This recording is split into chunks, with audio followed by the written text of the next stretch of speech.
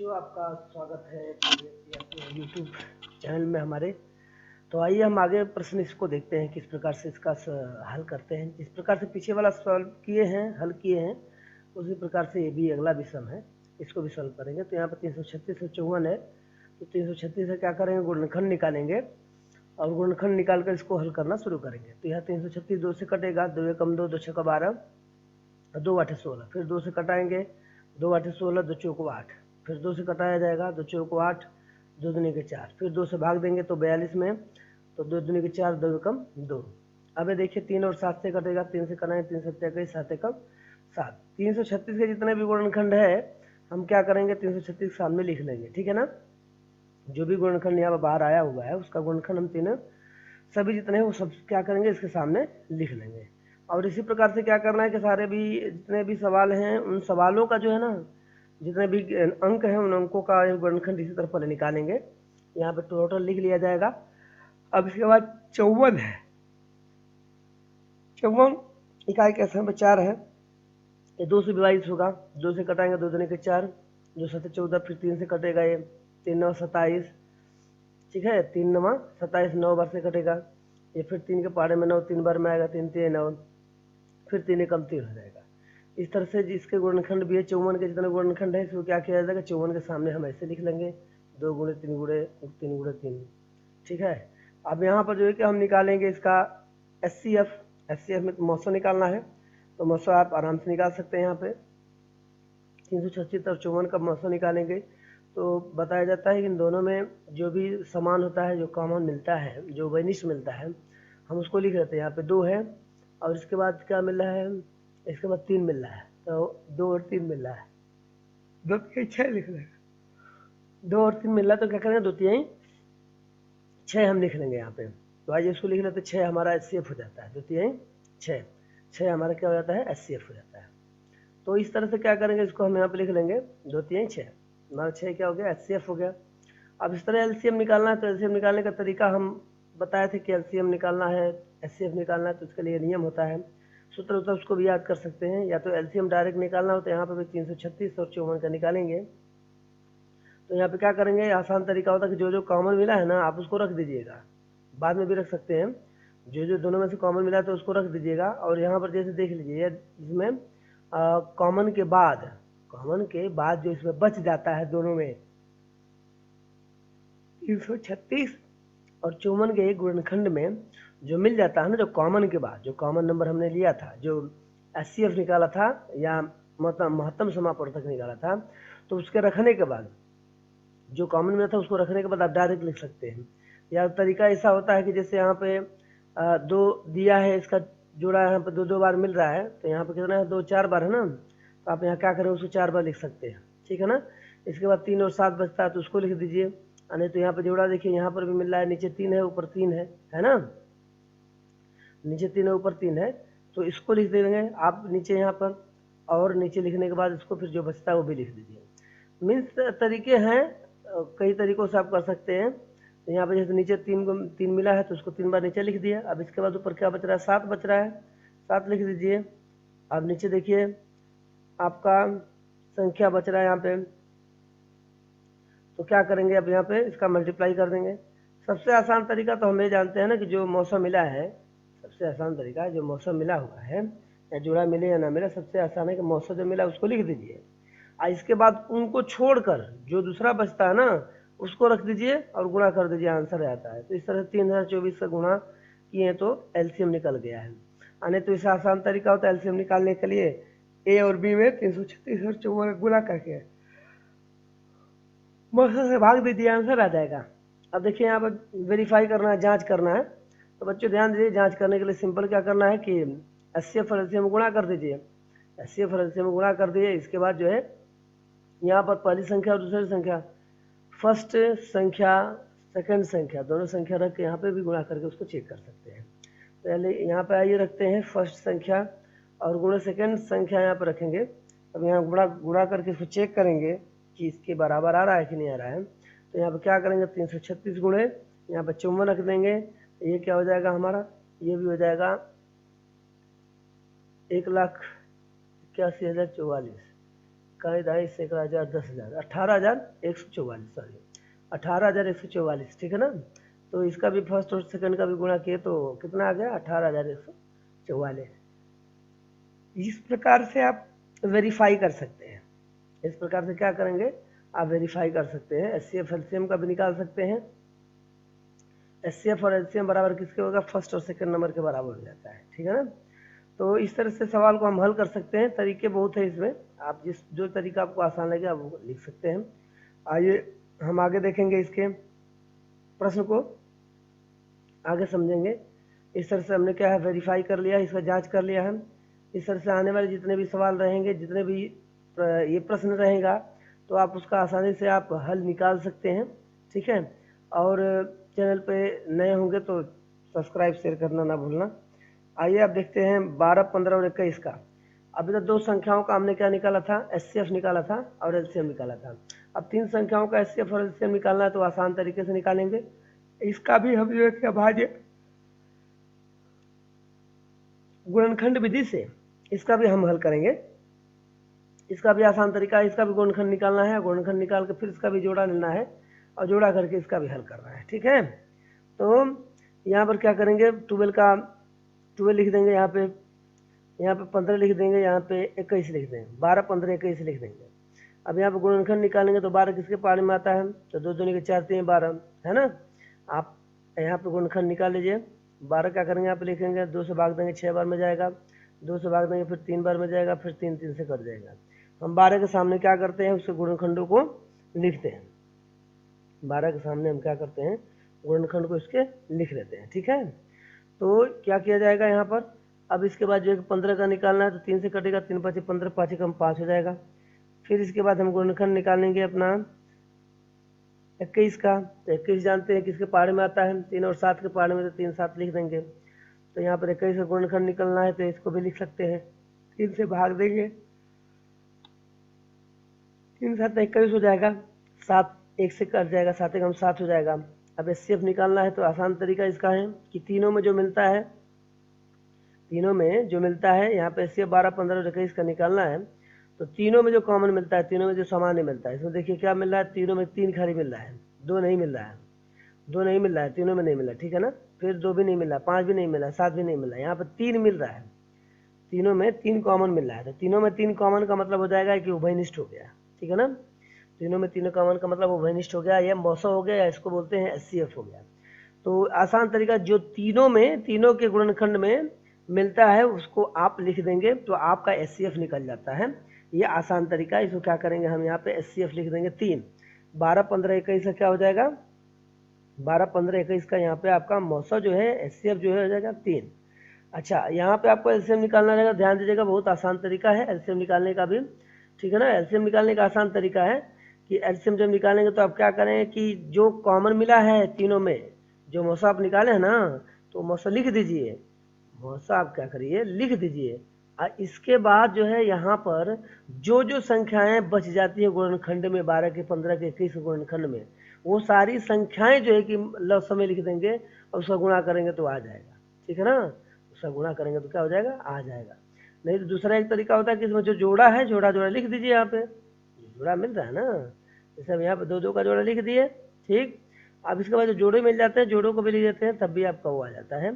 तो यहाँ पर देखिए पेयर है, यहाँ पर क्या है, ऊपर 3 है, नीचे 3 है, इसमें 3 है, तो इसका भी पेयर है। तो आप क्या करेंगे, उसको लिख देंगे, एक बार 3 यहाँ पर क्या करेंगे आप लिख देते हैं।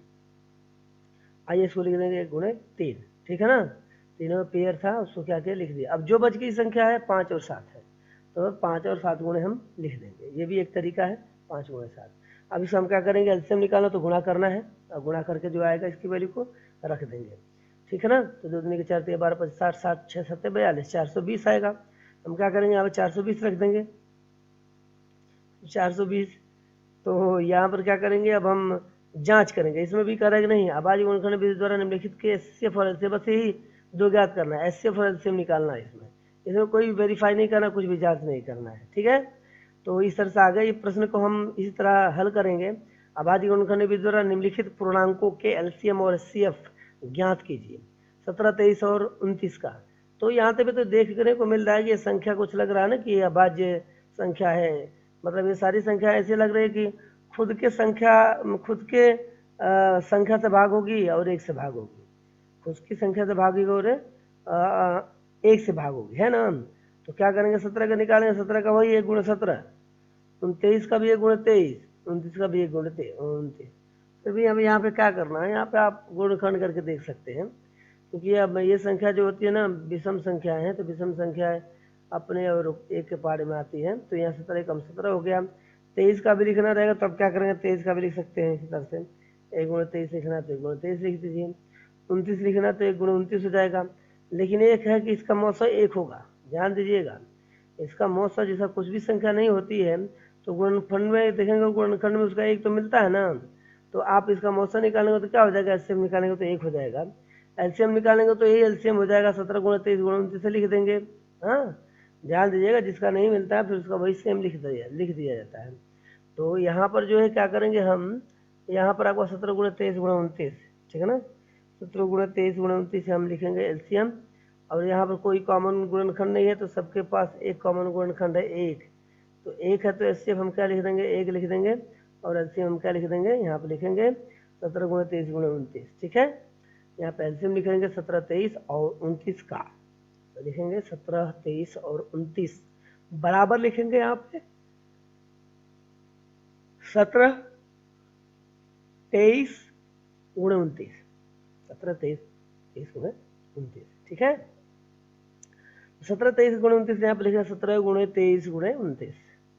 अब इसका गुणा कर देंगे, गुणा करके आप इसका वैल्यू रख सकते हैं, यहाँ पर 23 लिखेंगे और फिर इसके बाद 29 लिख देंगे और इसको गुणा कर देंगे, ठीक है। 29 यहाँ पर लिखा जाएगा, 29 हमने लिख दिया, अब गुणा कर दीजिए, जब गुणा कर देंगे तो एलसीएम निकल जाएगा। तो मीन्स इसमें इन संख्याओं में जो कि आपको एलसीएम और एचसीएफ निकालना था, इन संख्याओं में एचसीएफ और एलसीएम निकालना था, ठीक है। तो ये आपका हो जाएगा कितना, यहाँ पर हो जाएगा 11,339, ठीक है ना, 11,339। तो इस तरह से आप प्रश्नों का हल कर सकते हैं, जितने भी संख्याएं बाहर से भी दी जाए या तो आपको आमतौर पर प्रैक्टिस करने के लिए भी कोई देता है तो आप कर सकते हैं। तो यहाँ पे अभाज्य गुणनखंड विधि द्वारा निम्नलिखित पूर्णांकों में एलसीएम और एचसीएफ ज्ञात करना है, और इसका तरीका तो आप पहले भी सीख सके हैं। तो यहाँ पर आइए 8, 9 और 25 का निकालना है, तो 8, 9, 25 का निकालना है तो अब आसानी से इसका भी निकालेंगे, गुणनखंड निकालेंगे तो 2 से कटेगा, 2 चौको 8 हो जाएगा, 2 दूनी के 4 हो जाएगा, 2 कम 2 हो जाएगा, ठीक है। अब इसके बाद क्या करेंगे, यहाँ पे लिखेंगे हम 9 का गुणनखंड निकालेंगे, तो इसका 9 का भी 3 × 9 हो जाएगा, 3 कम 3 3 × 9 हो जाएगा, 3 × 3 हो जाएगा, ठीक है। इसका भी आप गुणनखंड लिख लेंगे। अब इस प्रकार से आप निकालेंगे 25 का, 25 का गुणनखंड भी लिखना है, 25 का भी गुणनखंड आप लिख लेंगे, 5 × 5 हो जाएगा, ठीक है। तो यहाँ पर क्या करेंगे, 5 × 5 लिखेंगे। अब यहाँ पे हमको निकालना है, यहाँ पे आप क्या करेंगे, एचसीएफ निकालेंगे, 8, 9, 25 का, 8, 9 और 25 का आप एचसीएफ निकालेंगे।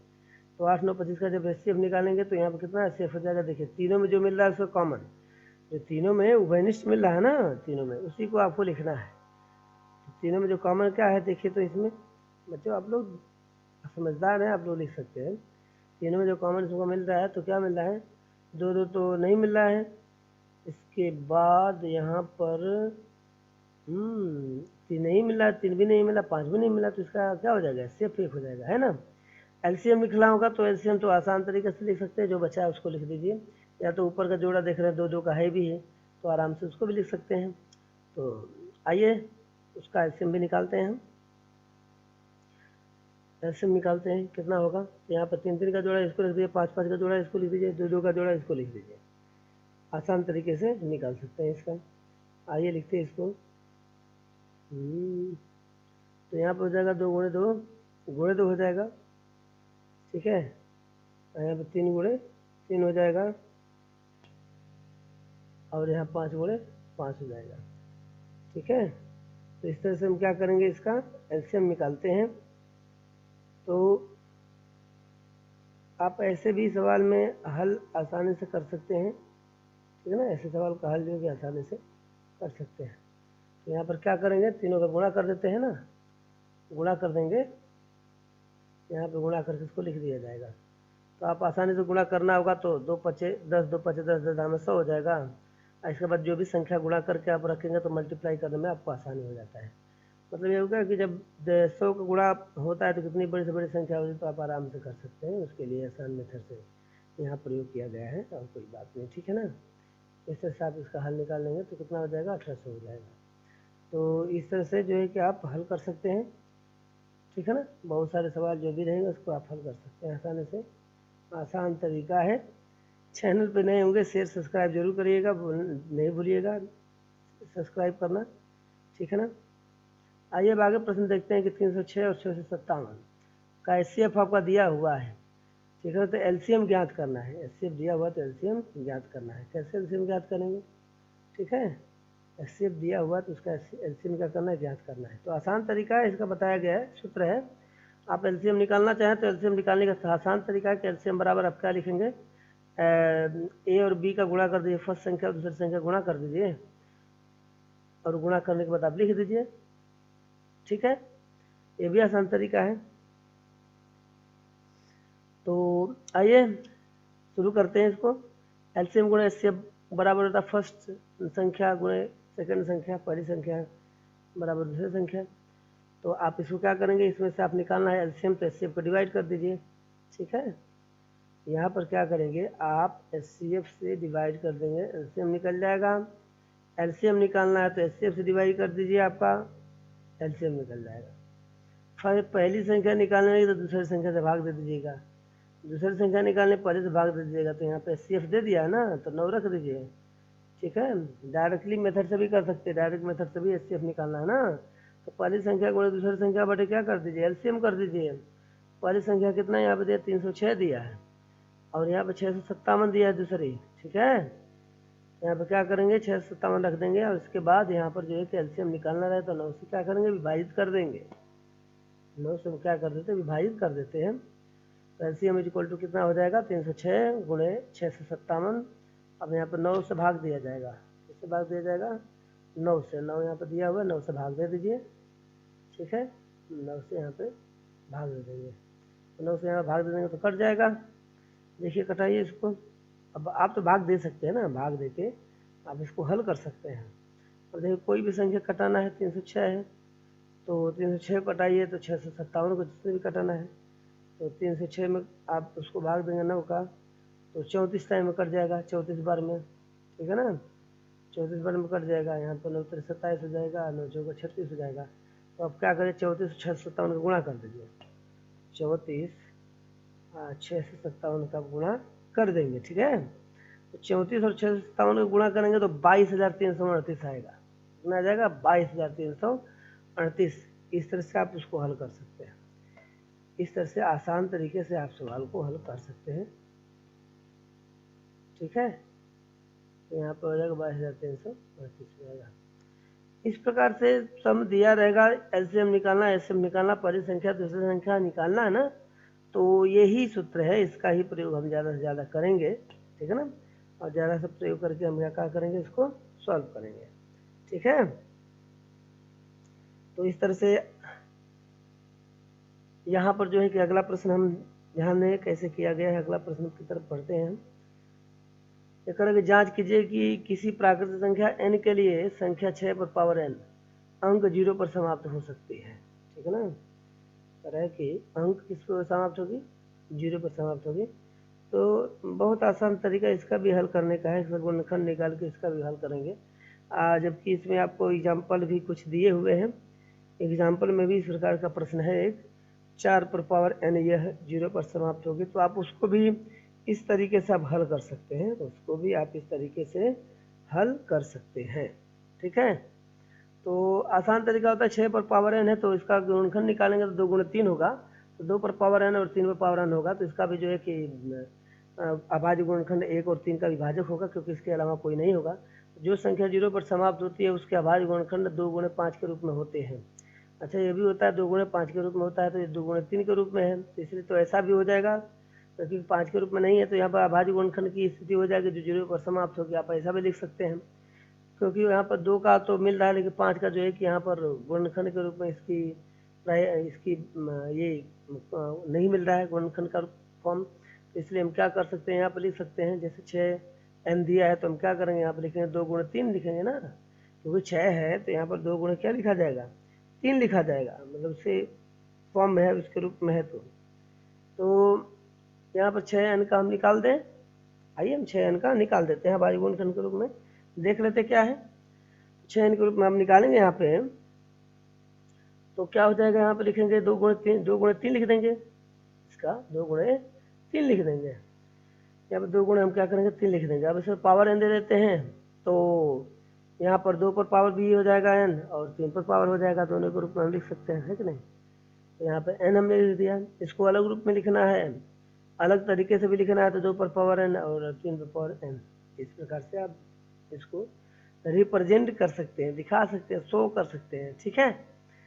तो यहाँ लेकिन देख रहे हैं 2 गुणे 5 के रूप में नहीं हो रहा है, 2 गुणे 3 के रूप में हो रहा है ना, तो मतलब ये अभाज्य गुणनखंड 2 गुणे 5 के रूप में होते हैं, मतलब 0 पर समाप्त होते हैं। यहाँ पर संख्या जो है ना 2 गुणे 5 के रूप में नहीं हो रहा है ना, 2 गुणे 3 के रूप में हो जा रहा है, तो ये अभाज्य गुणनखंड हो जा रहा है ना। मतलब ये क्या होता है कि यहाँ पर यदि 2 गुणे 5 के रूप में होता है तो ये संख्या जो कि 0 पर समाप्त हो जाती है, बट यहाँ पर क्या है ना 2 गुणे 3 पर है तो ये 2 गुणे 3 के रूप पर है तो ये 0 पर समाप्त नहीं होगी। इस तरह से संख्या होगी तो आप इसको सिद्ध कर सकते हैं कि 6 पर पावर n किसी भी मान के लिए 0 पर समाप्त नहीं होगी, ठीक है ना। वहाँ पर भी लिखा कि संख्या n अंक 0 पर समाप्त हो सकती है, तो नहीं होगी, क्योंकि यहाँ 2 गुणे 5 के रूप में नहीं है। 2 गुणे 5 के रूप में होता तो ये समाप्त हो सकती थी, लेकिन 6n के लिए किसी भी मान के लिए n यहाँ 0 पर समाप्त नहीं होगी, 2 गुणे 5 के रूप में नहीं है, इसलिए समाप्त होने की संभावना यहाँ पे नहीं है। तो आप इसको लिख सकते हैं कि 2 गुणे 5 के रूप में, ठीक है ना। आगे भी सवाल ऐसे भी हल करना है तो यहाँ पे लिख देंगे 6 पर पावर n किसी मान के लिए 0 पर समाप्त नहीं होगी, ठीक है। आगे हम देखते हैं, इस तरह से इसका दिखाना है, ठीक है।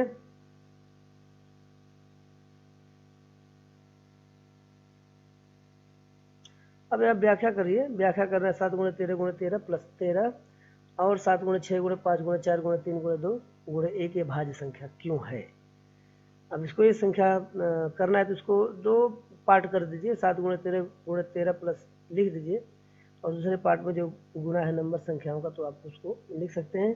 अब इसको पहले क्या करेंगे, आप हल करके चेक करेंगे, हल करके आप पहले चेक कर लीजिए, इसका फिर भाग देकर देख सकते हैं कि है कि नहीं है। तो यहाँ पर देखिए, आइए लिखते हैं 7 गुणे 11 गुणे 13 प्लस 13, सारी संख्याओं को हम लिख देंगे पहले, सारी संख्याओं को क्या करें लिख दीजिए, है ना। 7 गुणे 13 7 गुणे 11 गुणे 13 प्लस 13, तब इसको क्या करेंगे, 13 कॉमन मिल रहा है ना, 13 यहाँ पे क्या मिल रहा है, कॉमन मिल रहा है।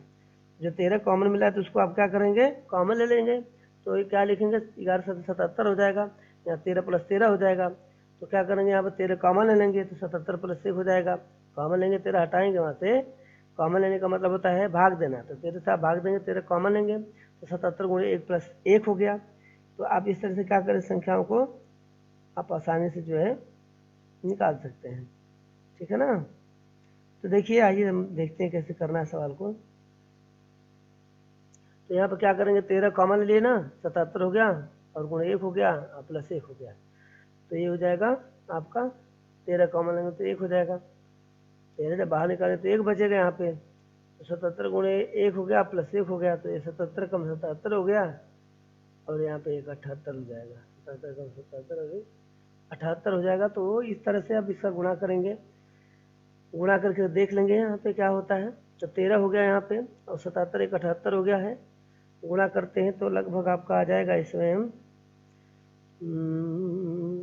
कितना हो जाएगा, 13 है गुणे 78 है तो 13 78 का हो जाएगा 1014 आएगा, ठीक है ना। 13 और 78 का 1014 आएगा। तो देखिए ये विभाजकता है, ये इसके अभाज्य गुणनखंड कई होंगे, तो एक से अधिक होंगे, क्योंकि ये 4 है तो आपका है यहाँ पे भाज्य संख्याएं हैं। अभाज्य गुणनखंड मतलब ये भाज्य संख्याएं, अभाज्य संख्या एक और 3 एक और खुद संख्या से होनी चाहिए, ठीक है ना। और भाज्य संख्या वही संख्या होती है जो जिसके विभाजकता वो 1 से अधिक होते हैं, 1 से अधिक होते हैं। तो इस तरह से यहाँ पर 13 गुणे 2 गुणे 3 गुणे 13 हम लिख देंगे, ठीक है ना।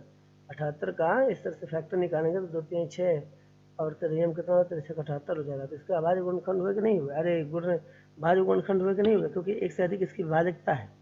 तो इसी तरह आप इसको लिख सकते हैं कि भाज्य संख्याएं हैं, नहीं तो आप दूसरे भी साइड को आप हल करिए, दूसरे भी साइड को हल करके आप चेक कर सकते हैं, दूसरे भी साइड को हल करके आप चेक कर सकते हैं, ठीक ना। तो इस तरह से यहाँ पर जो है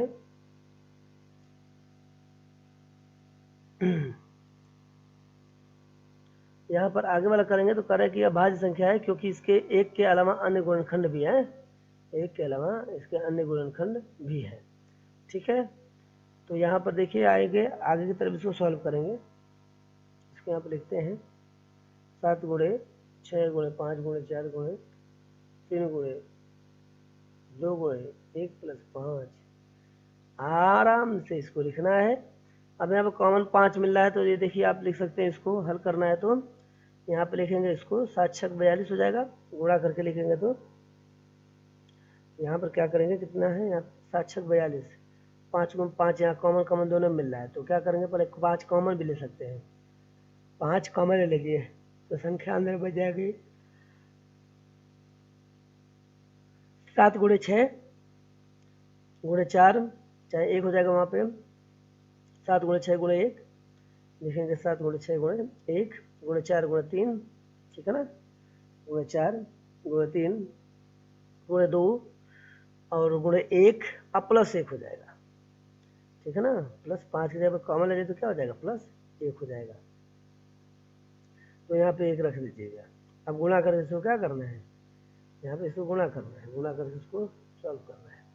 तो यहाँ 5 हो गया है, तो क्या करेंगे, अब गुणा करेंगे, 7 छक 42 कम 42, 4 3 12 24, 42 गुणे 24 भी लिख सकते हैं हम, 5 लिखेंगे, मतलब गुणा छोटा छोटा है भाई, तो छोटा छोटा फॉर्म में आप कर लीजिए, कोई जरूरी नहीं है कि पूरा एक ही साथ करना है, ठीक है। तो यहाँ पे इसका गुणा करेंगे ना तो 1008 आता है, 1008 में 1 जोड़ देंगे 5, और ये गुणे में हो जाएगा 1009, तो 1009 करेंगे तब इसको विभाजित करेंगे तो इसके भी बहुत सारी संख्याओं का भाज्य गुणनखंड है, अब 1009 हो जाएगा। अब इसका गुणनखंड निकालेंगे तो इसको भी आप हल कर सकते हैं, गुणनखंड निकाल के, ठीक है ना, गुणनखंड निकाल के इसको भी आप हल कर सकते हैं। तो गुणनखंड निकालिए, देखिए 1009 का, तो ये कट जाएगा, इसमें किसी संख्या से विभाजित तो होगा ही होगा, नहीं होता है तो हम बोलेंगे कि अभाज्य संख्या है, तो यह भाज्य संख्या, क्योंकि एक के अलावा इसके अन्य गुणनखंड भी है, तो पहले में भी हो गया। तो इस तरह से आप क्या करेंगे, सवाल को हल कर सकते हैं, ठीक है। कितने भी इससे भी बड़े से बड़े सम रहेगा तो आप आसानी से उसको हल कर सकते हैं, ठीक है। आइए हम देखते हैं प्रश्न इसके आगे का, थोड़ा सा एक लास्ट इसका प्रश्न है, इसमें से कुछ प्रश्न बाकी रहेंगे जो आकृति वाला है, तो आकृति वाला आपको अगले वीडियो में आकृति वाले सवाल जो है तो करके दिए जाएंगे। अभी जो है कि जो बिना आकृति वाले हैं उसको हम कर रहे हैं, ठीक है ना। तो यही ध्यान दीजिए कि भाज्य और अभाज्य संख्या निकालना हो तो उसको गुणनखंड पे डिपेंड करता है, गुणनखंड उससे कई होते हैं। अब यह क्या कर रहे हैं, किसी खेल के मैदान के चारों ओर एक वृत्ताकार पथ है, इस मैदान का एक चक्कर लगाने में पथ है, इस मैदान का एक चक्कर लगाने में सोनिया को 18 मिनट लगते हैं, जबकि इसी मैदान के एक चक्कर लगाने में रवि को 12 मिनट लगते हैं। तो मान लीजिए कि दोनों एक स्थान पे ही और एक समय पर चलना प्रारंभ करके एक दिशा में चलते हैं, तो कितने समय बाद वो पुनः प्रारंभिक स्थान पर मिलेंगे, ठीक है। तो आइए हम इसका देखते हैं कैसे इसका करना है। यहाँ पर क्या करेंगे, यहाँ पर एक ही स्थान से जा रहे हैं, दोनों एक ही स्थान से यहाँ पर क्या कर रहे हैं, जा रहे हैं। एक को 18 मिनट लगता है, एक को 12 मिनट लगता है, एक को 18 मिनट लगता है, एक को 12 मिनट लगता है। तो फिर क्या करना है, कितना समय लगेगा, तो ये निकालना है आपको कितना समय लगेगा, तो इसको क्या करेंगे, हम इसका लौसा निकालेंगे। तो वही तरीका है जो आपने सारे सवालों में अपना प्रयोग किया था। जब सातवें यहाँ से जाएंगे तो उसमें जो लगने वाला जो समय होता है तो उसमें क्या करते हैं, एलसीएम निकाला जाता है ना। तो यहाँ पर लिख लेंगे उसको, हम यहाँ पर उसको हल करना रहे तो यहाँ पर लिख लेंगे कि सोनिया और रवि को एक साथ, मतलब ये क्या करते हैं कि वृत्ताकार पथ में चलते हैं ना, तो कितने समय बाद वो एक दूसरे से मिलेंगे, है ना। तो यहाँ पर मिलने का जो समय होता है कितने देर बाद है, देर के बाद, मतलब समझिए कि इसमें आपका एलसीएम निकलेगा, अधिक की बात कर रहा है तो भाई चलने में तो समय लगेगा ही ना, चलने में तो लंबा समय लगेगा तब ना मिलेंगे, तो इसमें एलसीएम निकालना रहेगा।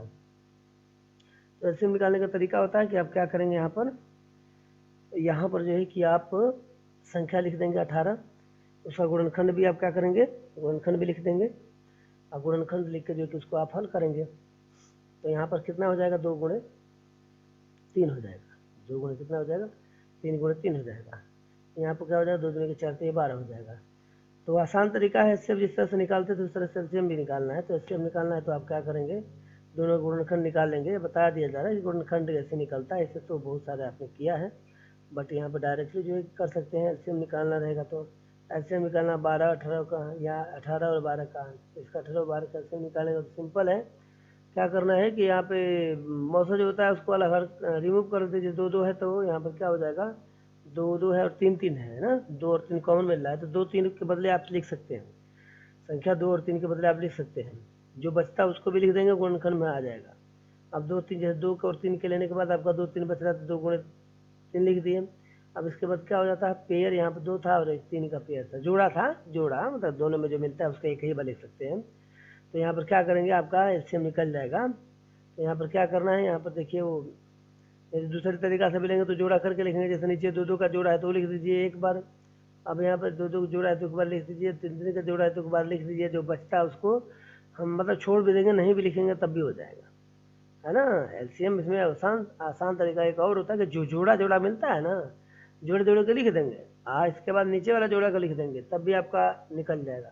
मतलब 36 मिनट लगता है, नहीं तो पहले भी तरीके से आप निकाल सकते हैं। तो इस तरह चैनल पे जितने भी नए होंगे, चैनल को ज़्यादा से ज़्यादा शेयर सब्सक्राइब करिएगा, ठीक है। वो दोनों 36 मिनट में मिलेंगे और अपने दोस्तों मित्रों के पास भी भेजिएगा जिससे उनको इसकी सहायता मिल पाए और वो भी पढ़ पाएँ। इस तरह से आप इस चैनल को ज़्यादा से ज़्यादा सब्सक्राइब और शेयर करना न भूलिएगा, जिससे आपका जो है कि हमें प्रोत्साहन भी मिलती है और आगे जो है कि हम क्या करेंगे, आपको अगली वीडियो हम इसके साथ लेके आएंगे। जो पिक्चर वाला था जिसमें भरना है आकृति वाला एक्स वाई का मान निकालना है, तो वो भी हम आगे लेके आएंगे, ठीक है। तो इस तरह से बने रहिएगा चैनल को, चैनल पर सब्सक्राइब शेयर करना न भूलिएगा। धन्यवाद, थैंक यू, जय हिंद, जय भारत।